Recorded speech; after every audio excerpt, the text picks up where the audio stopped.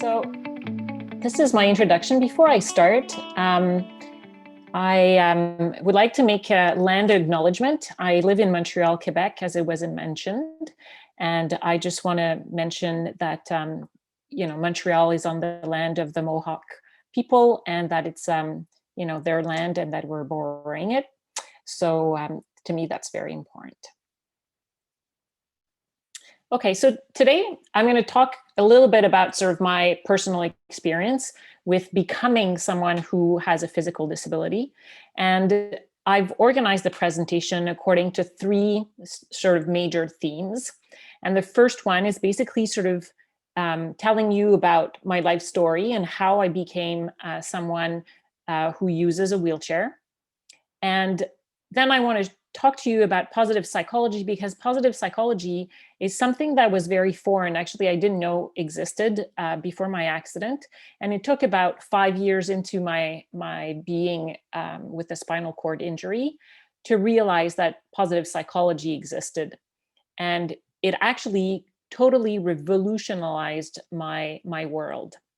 So I wanted to share because it really had an impact on how I saw myself as a person living with a physical disability. So to me, that was very important.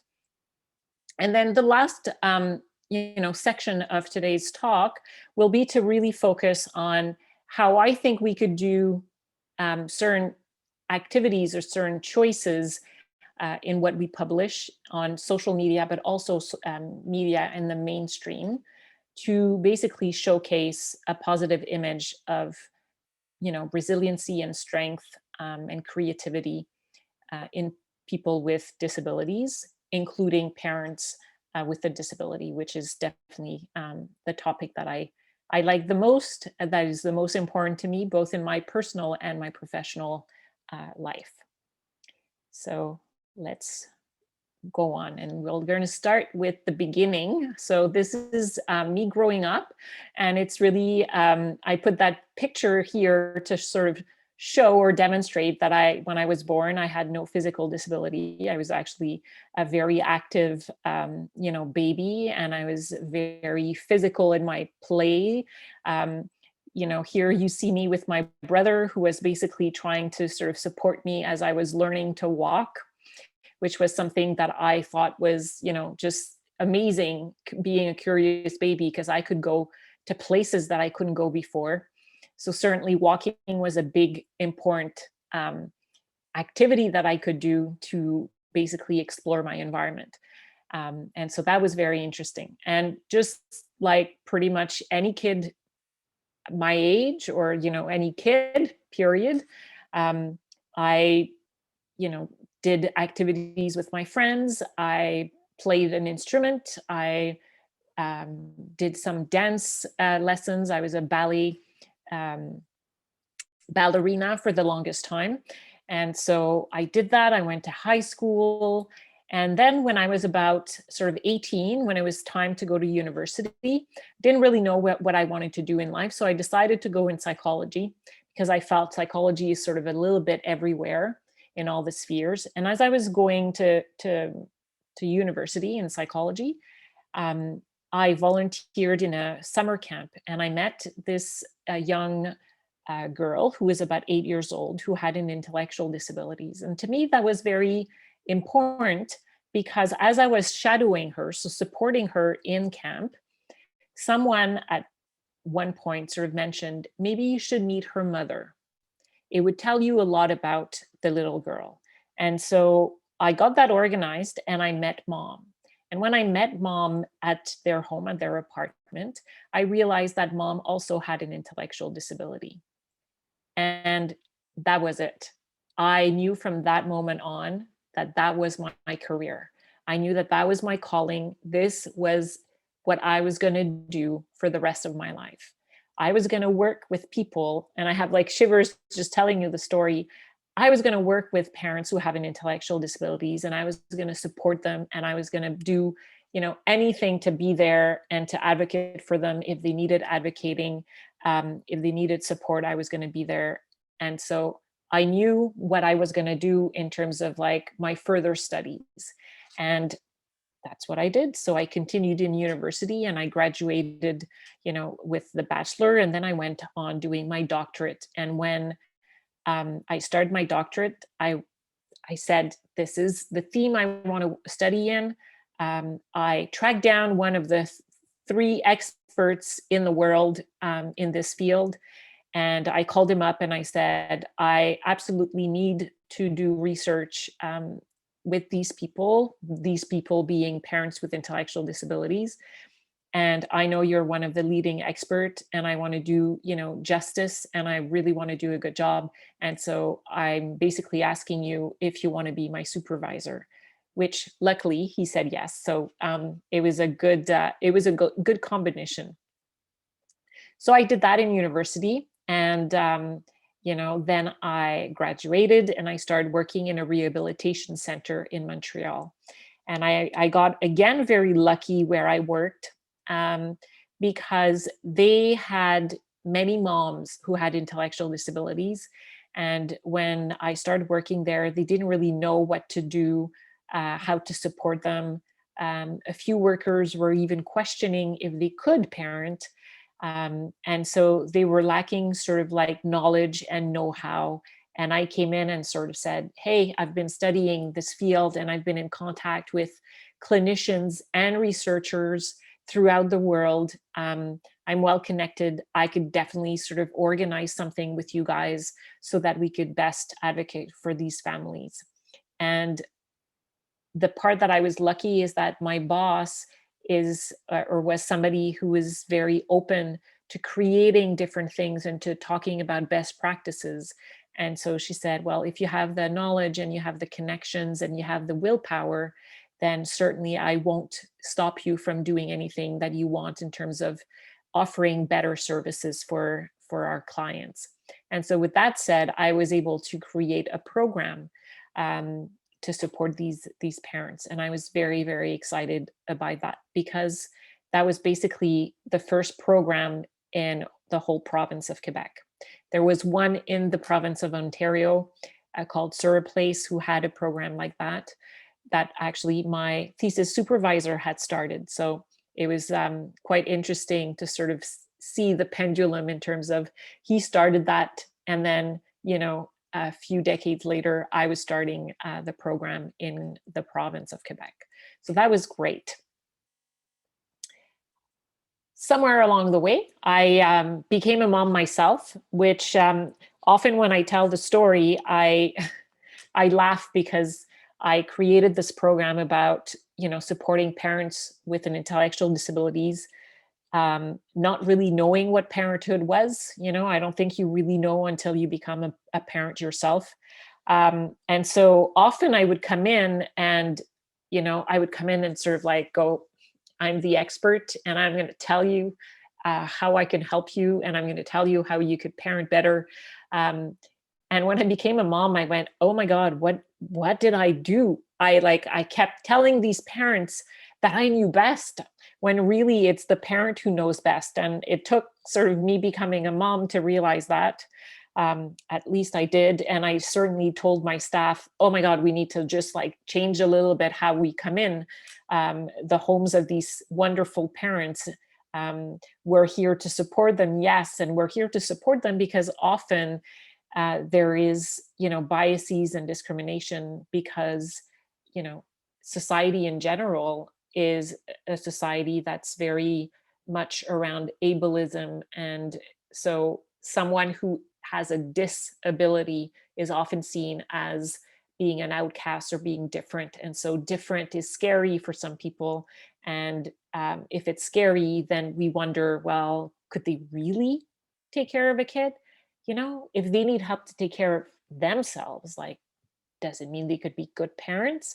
And so when there's questions like this that touch children, often there is sort of a quick intervention from child welfare services, for example, or from any other type of services, who come in as the experts, as I used to do in my early days, and sort of say, I'll show you how it's done. So becoming a mom, very significant for me. I also became a mom, but I became a mom as a single parent, and it was a choice. So my son does not have a father. Um, and that is very important because in working with moms with intellectual disabilities, most of the moms I worked with, and that's why I refer to moms and not parents, they were also single parents. They were single moms. And so that to me is a wonderful sort of mirror of life where, the clients that I worked with were single parents, and I chose to become a single parent.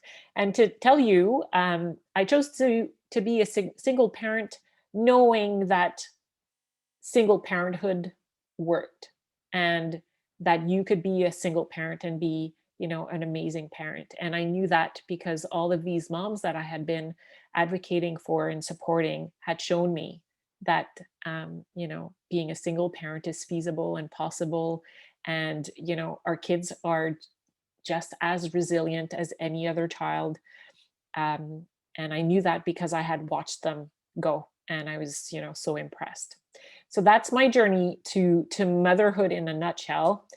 And I was, doing what any other mom who has an able body do, going to the park and teaching my son how to walk, which was, a great milestone. And just a few months after he learned how to walk, this happened. And this is this event. So that for me is a life-changing event. And it was almost 10 years ago now. We're just about like 5 months short of my 10-year anniversary of this accident. And so I was up north near Tremblant, where my parents have a cottage. And I had spent a whole week with my family. They're just doing like snow and winter activities outside with all our kids. So we were, I don't know, we were about 20 in the cottage, which was a bit chaotic. And I was going back to Montreal to go back to work for a couple of days. And my car hit black ice, and it hit black ice, and I lost control. And I knew right away that I was going to die. And a lot of things happened in my head as I was sort of, my car was spinning. And one thing that struck me towards the end, as I'm seeing sort of a little bit my life pass in front of my eyes, I thought of my son, and I remembered I had my son on my own, which means he only has one parent, which means that if I die, he becomes an orphan, and I can't let that happen. And so right before impact, I thought to myself, no matter what happens, you need to figure out a way to stay alive and to be there for your kid. And so I woke up in the car about 20 minutes later. That's something the first responder told me. And I knew right away that something really bad had happened in the car, because I couldn't feel my legs the way we feel our legs when we are able-bodied. And they felt like marshmallows, and I had pins and needles running, from my toes to sort of like my hips. And I actually woke up and didn't feel or couldn't move my arms either. And that's when it got really scary and very real for me, because it was sort of like, well, if I can't walk, that's all right, I can manage. But if I can't walk and I can't move my arms, that would be too much. Like that would be a challenge that's way too high for me to win. It wouldn't be a good combination, because I was a single parent, and I felt that being a single parent, it would be so much more easier if I had at least my arms to be able to hug and carry and raise and do activities with him. So as I was sort of having this conversation with myself, or with God, if you're someone who believes in spirituality and in religion, and as I was having that conversation, my arms started coming back, and I could feel them normally, and I knew I could move them. And that's when I said, "Oh, don't stop moving. Um, your arms are back, but obviously something happened to your spinal cord, and you need to just now make sure that nothing worse comes out of it. So obviously, that led me to going to the hospital. I was in the hospital for about a month in intensive care unit. And then I was sent to rehabilitation center. So these are a couple of pictures from the hospital. And as you could see, right away, Thomas was invited to come in my room. I stopped him coming for the first 5 days, but I kept crying all the time. And my nurse said to my parents, she needs to be reminded why she survived the car accident. And so you need to bring him. And my parents brought my son every single day, even though we were in the middle of winter and that there was a lot of snow and it was very cold that year. But they brought him because to them, it was important that he remembers me, that I was his mommy. Thomas was 16 months old, so he was still at that age where, if you're apart a little bit too long, if somebody else takes care of him, it was easy for him to just basically sort of turn his attention in terms of who was the carer. And so my parents didn't want that because they knew how much becoming a mom was important to me and how much parenting Thomas was important. And it was interesting. And that's, what's amazing is that for years and years, I was the one sort of advocating for the moms that had an intellectual disabilities in my service. And I kept saying to people, being a mom is the most important thing in their lives. And here I was in the hospital room with my parents sort of saying like, being a mom is the most important thing in her life. And it was sort of like a discourse that was so, normal for me, because that's the discourse that I had for all these women as well, that it was just, very familiar. And that led to Thomas being there with me in the hospital and through rehab. And so here, the title says, the chair really isn't a big deal. So of course it is a big deal, especially when you've been sort of like 35 years as a person who can walk and who has an able body, and all of a sudden you can't feel below, your armpits. So, I just barely got my arms. That's what it says. And it is a big deal because it's a huge adaptation for sure. I didn't have any balance, so I needed to learn to sort of like hold myself onto my wheel if I wanted to do, sort of a quick move, or I'm touching a table all the time because I could easily sort of fall and not even realize it. It takes time for me to just like process when I'm falling because I can't feel sort of like most of my back. So, it was a huge adaptation. And as you could see in some of the pictures here, because my spine was hit not only in my neck, which is why I couldn't feel my arms, but also in my back, I was fused. My spine was fused in two different places. So in my neck, in the middle of my back. And I had to sort of like wear this thing for about 3 months to really make sure that all the bones would like take and that no further injury was going to come. And so, as I said, Thomas was coming to see me in rehab every single day. So I had all my training, physiotherapy and occupational therapy in the morning. I was internal, which meant that Thomas was raised pretty much during all that time by my parents in my home. And, it turned out for Thomas, I mean, it was a big deal for me to learn how to use the wheelchair, but it turned out that for him, wheelchair, no problem. Actually, it's so much more fun because I can now like play doctor with mommy, right? And I can listen to mommy's heart and know like if mommy is doing well.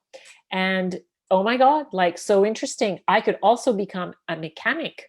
And so it was sort of like, great, now a mechanic, I have my toolbox and I can come and I could, stop mommy and I need to repair your wheel, you have a flat tire. And so that became like very much fun for this, 2-year-old and 3-year-old and 4-year-old boy. And then, as I got a second chair in my house, because I have a basement and I have a chair that comes in my stairs, I need a second chair in the basement. Well, sometimes we had two wheelchair on the same floor. And so Tama thought, huh, well, I was doctor, I was a mechanic, and now I can be a wheelchair racer. And so it was fun for him to sort of sit in the wheelchair and sort of go around all the apartment with me, sort of chasing him. And it was sort of like, who wins the race? And so the chair really wasn't a big deal. And I have to say that even up to now, the wheelchair is just a sort of afterthought. It's something that, you know, sometimes we need to educate other people about, but certainly here at the house or with all my activities with him, it's something that's just like, it's, it's my legs basically. So it's fine for him and it's okay for me. So it all works out really well. Then we learned that, parenting from a wheelchair is pretty much the same, only different. And the reason why I chose like sort of this title is that a mom with an intellectual disability had written this article, and she had sort of talked about how parenting with an intellectual disability was the same, only different. And she stated why.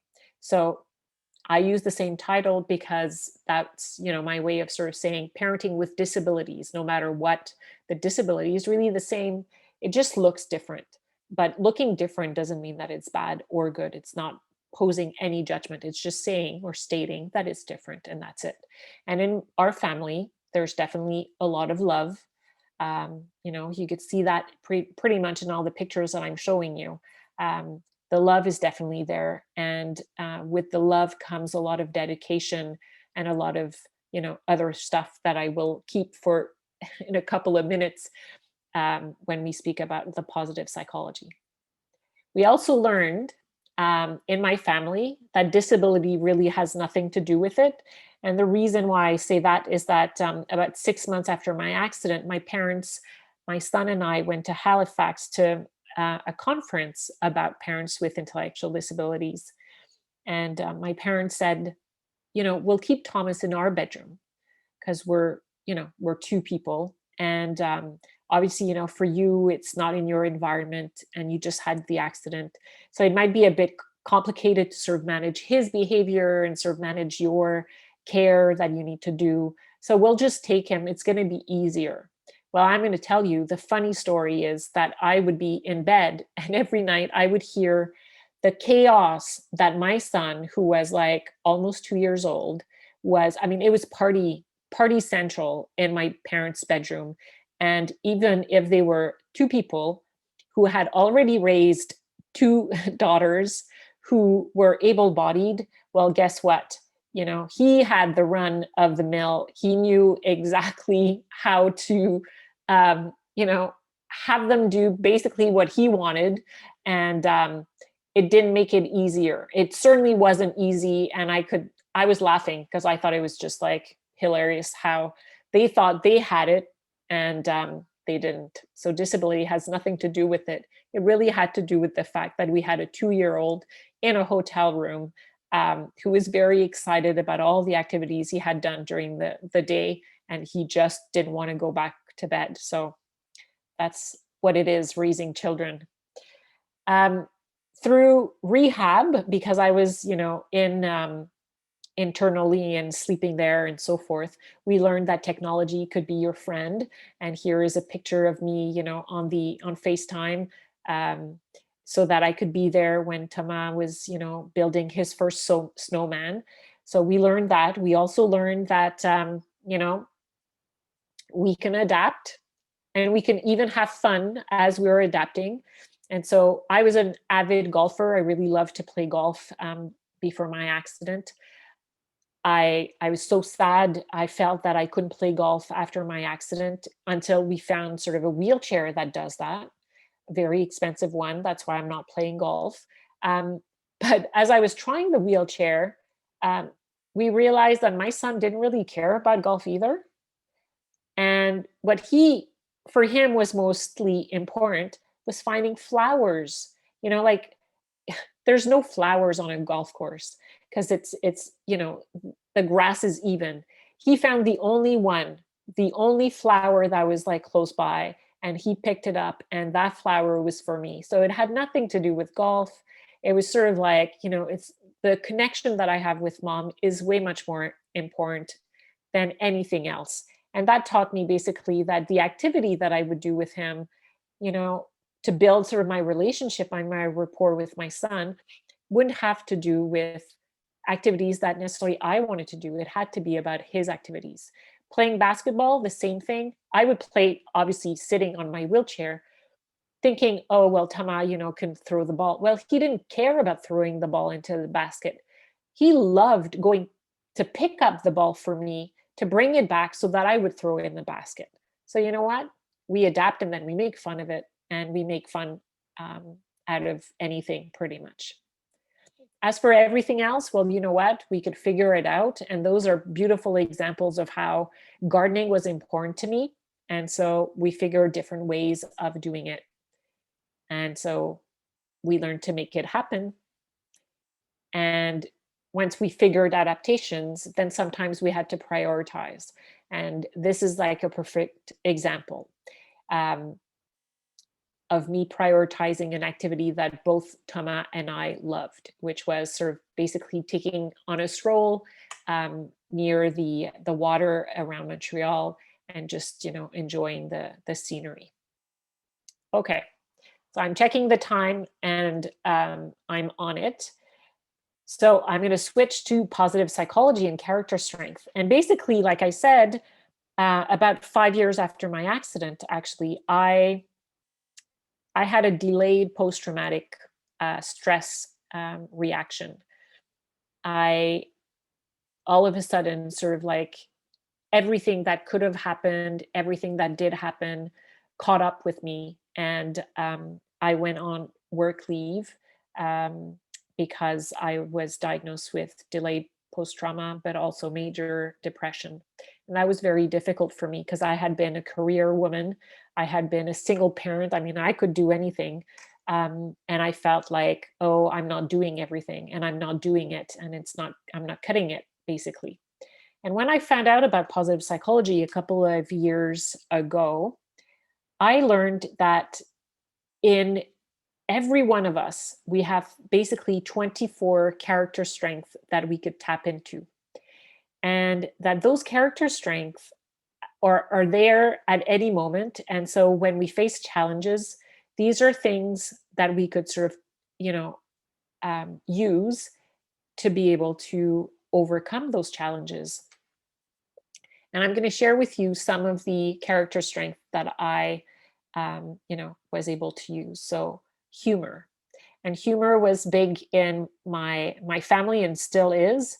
If I say in the morning, oh, I'm about to get up, Thomas will laugh, every single time and will say, you're not getting up, mommy, you're, sitting up, or you're sitting, or transferring in your, so there's always sort of like a connotation of sort of like the fact that I'm not standing up, that I'm sitting, and that we sort of like make fun of. And it's just, sometimes very sarcastic type of humor or dark type of humor. But to us, it's sort of like has become, our type of humor because it's what it reflects life, basically our life. Creativity, I mentioned it a little bit. Creativity here was, for example, there was a contest of the best snowman. Montreal did that last winter. And out of all the, I don't know how many thousands of entries, we were the only one who like submitted an entry of a snowman on wheelchair. And so definitely it's, A+ for creativity on our part, but it's also our way to sort of say, hey, if we talk about inclusion in Montreal or everywhere, we need to be able to have images like these, sort of being shared amongst social media. Another character strength of ours, perspective. So I thought I would have a hard time being a mother when really, I mean, if you look at me sort of preparing for Halloween, I'm in a wheelchair, but you look at the picture and I could be in a wheelchair or I could be just on a chair and be able-bodied. And so that perspective in terms of, I was actually doing the very similar same activities as if I was able-bodied from my wheelchair. And so perspective was definitely a strength that helped me and continue to help me in terms of accepting, my situation. Bravery was one, which I resisted for a long time. I didn't see myself as being very courageous. Um, I had a lot of internalized sort of ableism, so it was hard for me. But here we are. I was, on a wheelchair, yet being suited up in my exoskeleton so that I could walk and show my son how it's done. So it was a nice little break to do that for a few weeks. Love, I've mentioned it. So love is a character strength, and definitely we have a lot in my family. We also learned about teamwork, which wasn't a strength much before my accident, but certainly, when Tama was little and I needed help in terms of like bathing, for example, um, well, I needed to develop sort of that skill, that strength with my parents, because we were basically co-parenting together as a team. And so that was, one of my character strength that I developed. And then, interestingly, not only did I develop some of those character strengths, but so did my son. And he did because of the particular situation that we had or that we were in. And one of them is called fairness. And here you have a picture of my son sort of like, playing in water games. The reason why I put it with fairness is because this is a water game that basically had just like smooth concrete ground. And so for me, who's in a wheelchair, that was like wonderful because I was able to go where my son was playing, which is often not the case in parks, in regular parks. um, there do exist in some cities some parks, maybe sometimes like in Montreal there's one that's adapted, and it's a park that is actually adapted because it's linked to a school that offers services for kids who are in a wheelchair. But if I didn't have that in Montreal, I wouldn't. And so fairness became really like strong strength for my son, who said, hey, that's not fair. If I want to be able to go to the park with my mom, um, then I need to be able to do that. And so the city and everybody should be able to offer that to us. This is another example in one of our travels. So that was in Halifax. Boardwalks, just beautiful for us to just like access. And then, other character strengths that are very strong. I'm not sure if they were strong before my accident, but certainly after, which is just appreciating the beauty and the excellence that we have and we could see, and being or feeling grateful about it. And so here you have, me in Sydney, Australia, in a wheelchair. And yes, I was able to travel, you know, on the other end of the world in my wheelchair. And, I was able to do that just like I did when I was 25. So it was just like wonderful. And, we didn't stop to Australia. We went to many different countries pretty much until COVID hit. So that's, for positive psychology. And certainly, if you have questions, I'll be happy to talk about anything related to positive psychology and character strength. I will end my talk in the last, next few minutes, um, to tell you and to share about sort of like my new mission in life, I think. And not, no, I don't think, I'm sure of it.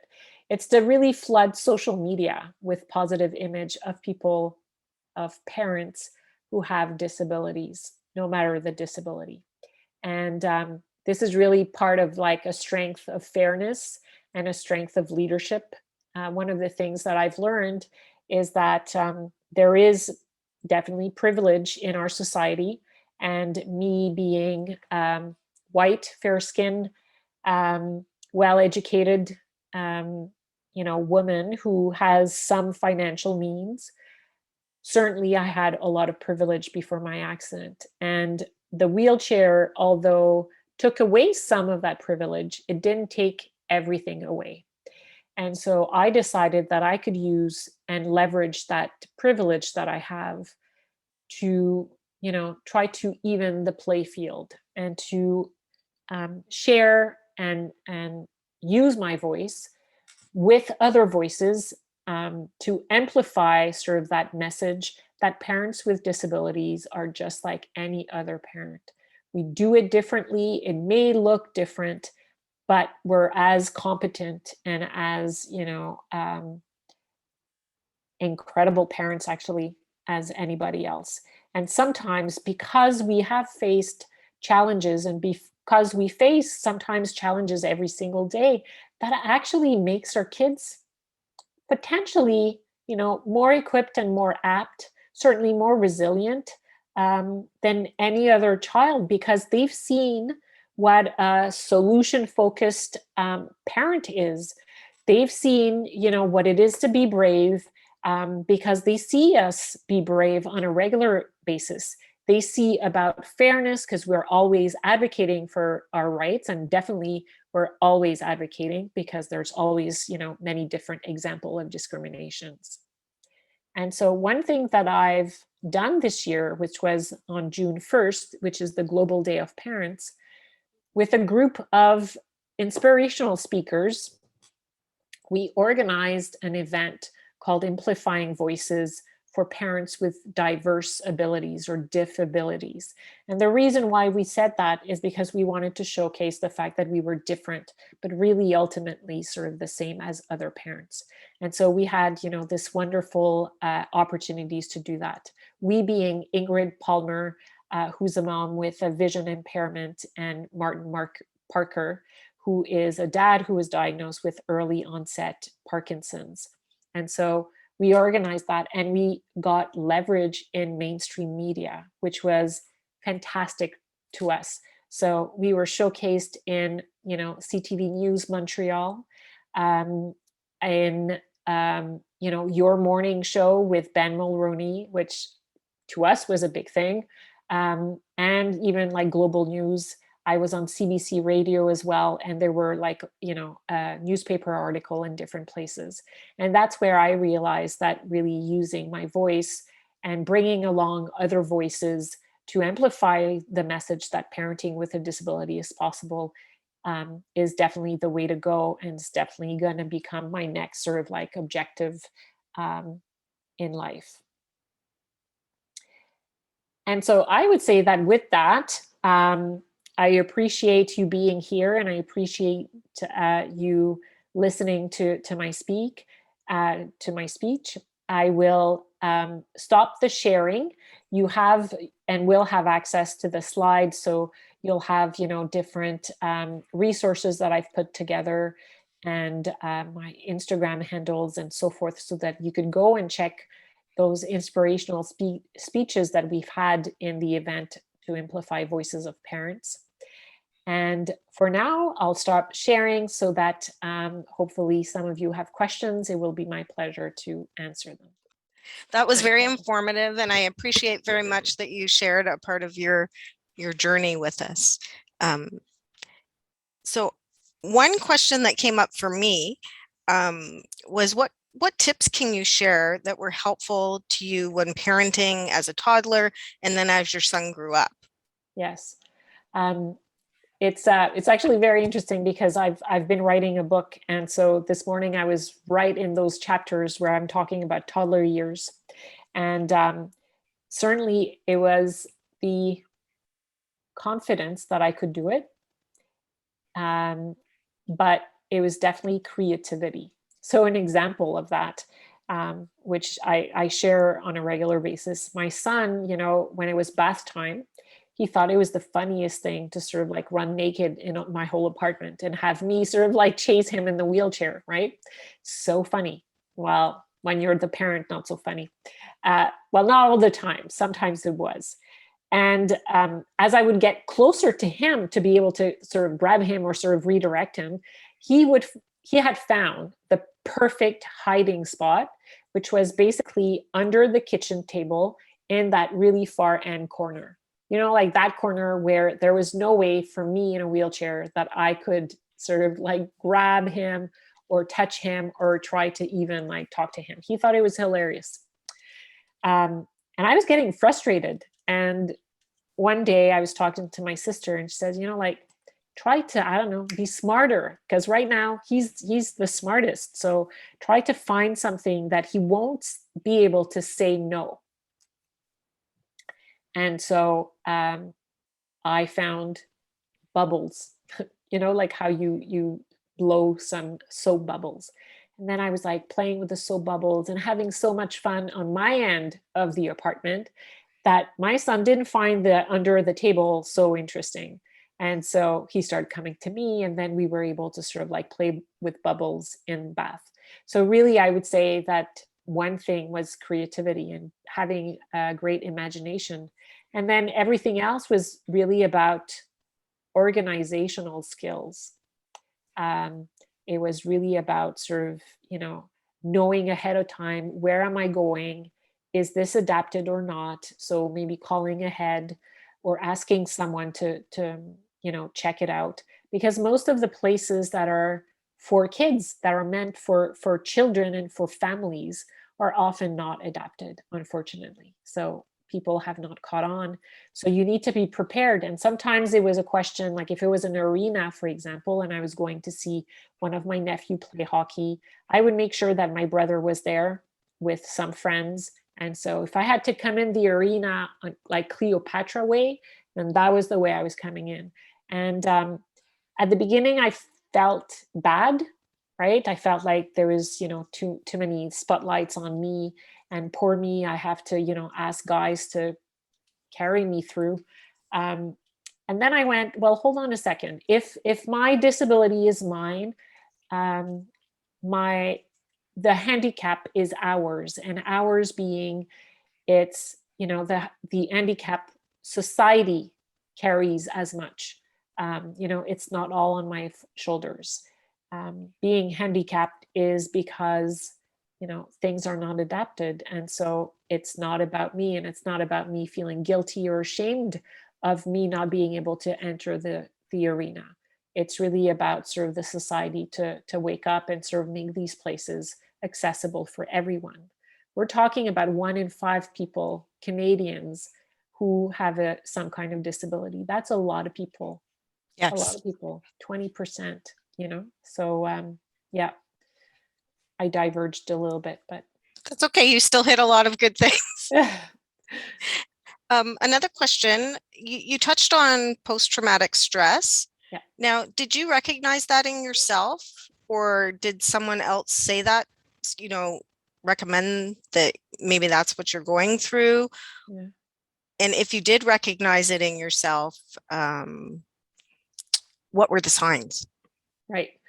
Well, the interesting part is that, you can be sometimes like a psychologist and not recognize, what happens in your psyche. Um, I didn't want to have depression, and I didn't want to have post-trauma. Um, and so I didn't pay attention. And that's why it took, I think, all these years, one to, sort of blow out of proportion to a point that others had to point it out. And I was crying all the time. So obviously I knew that something was wrong. Um, and I couldn't ignore it anymore. One of the things that I did is that I was such, the internalized ableism was so strong in me that 6 months after my accident, I was back to some kind of work. And within 18 months of that, I was not only back at work full time, but I was also back at work full time in a higher position. So I had become a senior management. And so, I just didn't want to be seen as someone who struggled, or someone who maybe didn't have as much stamina as I used to have. And so I hit it, and it hit me in the butt 5 years later. Yeah, so somebody had to tell me, although 5 years later, because of all the symptoms that I had, which was, I mean, I couldn't drive. So that was pretty evident. I didn't want to touch the wheel. I didn't want to be responsible of a car any longer. My sleep, I, I couldn't sleep very well. I was crying all the time, like I mentioned. And I didn't have any pleasure. I would come home from work and just like hope for Tama to go to bed. Like I didn't want to even like be a parent. Um, which I mean, that actually hit, when I realized that I was, I would come home after a whole day of work and just hope for my kid to like not be in my presence. I knew that something really wrong was happening. And so, I had to go on work leave and then just take care of myself and rebuild my confidence and sort of knowing everything that I spoke about today, which is, there's no guilt, there's no shame. The handicap, I'm not the one carrying it. Society will carry it for me. And that means that my life, goal will now be one of fairness to make sure that we're recognized and that parenting with a disability is recognized. Perfect. Well, I think we'll probably end off there. I don't see any more questions right now, but if anybody has a question later on and they think about it, we can certainly forward that on to Marjorie. Yes. Again, thank you very much for your time tonight. We really appreciate you speaking with our audience, and thank you. It was my pleasure. And like Shauna said, if there's any questions, you could reach out also to me on social media. It will be my pleasure.